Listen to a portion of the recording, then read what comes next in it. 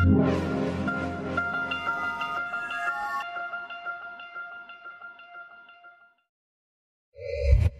everybody, I'm Chiara, and in this video I will introduce you to some of the most advanced features of the settings page. Let's start with the network parameters. If the control unit is equipped with an Ethernet port, this section allows us to assign an IP address to it. There are 4 network parameters, and these are the IP address, the net mask, the gateway, and the TCP port. Once the parameters are all set, click on the Change Network Parameters button in order to apply the changes. The fieldbus parameter settings are found in the section bearing the same name. These are the data encoding contained on the exchanged messages and the addresses in which the control unit reads and writes data. In particular, ProfitSafe requires that the F modules have a unique address within the network. It is possible to configure these addresses in this table by inserting them under the version of the connected PLC.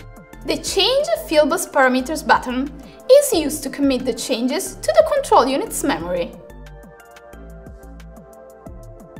If the control unit is provided with an Ethernet port, the Modbus Parameters section is used to enable communication with the control unit via Modbus, along with the related listening port. As usual, click on the Change Modbus Parameters button to commit the changes to memory. Finally, let's take a look at Advanced section. The multi-control unit synchronization ensures that there is no interference between multiple Inxpect systems deployed in the same area. In this example, it will be enough to set a different channel for each of the control units. The detection fields dependency parameter will determine whether a movement sensed in a specific detection field will lead to the deactivation of just its own output or also of the ones related to the detection fields that follow.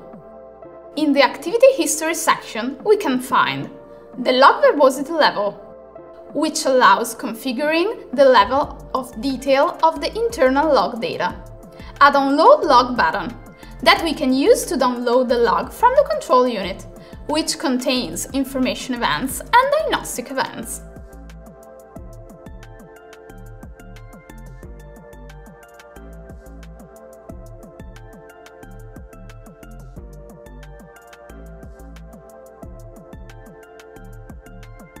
The Erase Log button allows us to delete the Information Events section. In case it's not deleted, the oldest information events are overwritten when the maximum size of the section is reached, that is 3500 events. There is also the Download Sensor Debug Info button. This allows downloading a zip file useful for debugging where requested by the Inxpect technical support team.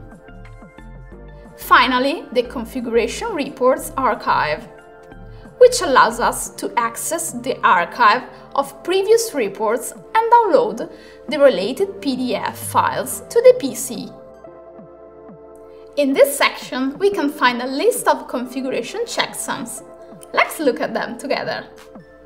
The configuration report hash is a unique alphanumeric code computed by taking into account not only the entire configuration, but even the information which makes up the report, such as the details of the commit.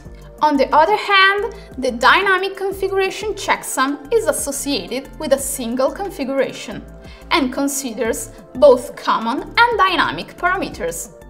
For example, it is useful to verify that at a certain time a specific dynamic configuration is actually enabled. In the Account section, we can change the language of the software and the admin password. Here we go! That's it for the settings page. If you want to know more in detail about how the validation page works, don't miss the next video. Thanks for watching! See you soon!